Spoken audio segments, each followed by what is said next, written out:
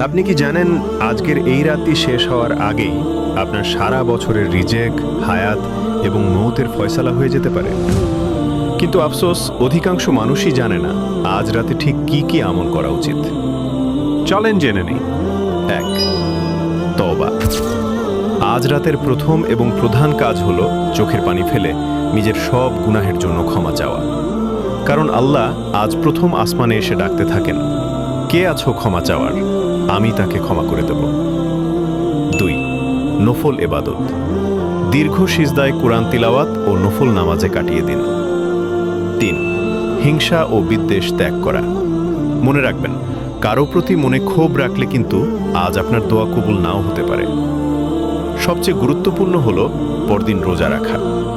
রাসূলুল্লাহ সাল্লাল্লাহু আলাইহি ওয়াসাল্লাম এই মাসে বেশি বেশি রোজা রাখতেন, তাই কালকের দিনটি রোজার মাধ্যমে আল্লাহর প্রিয় হওয়ার সেরা সময়। আপনার একটি শেয়ার হয়তো অন্য কাউকে আমল করতে উৎসাহিত করবে, যার সওয়াব আপনিও পাবেন। ভিডিওটি ভালো লাগলে কুরআনিক ওয়ান্ডার্স চ্যানেলটি সাবস্ক্রাইব করুন।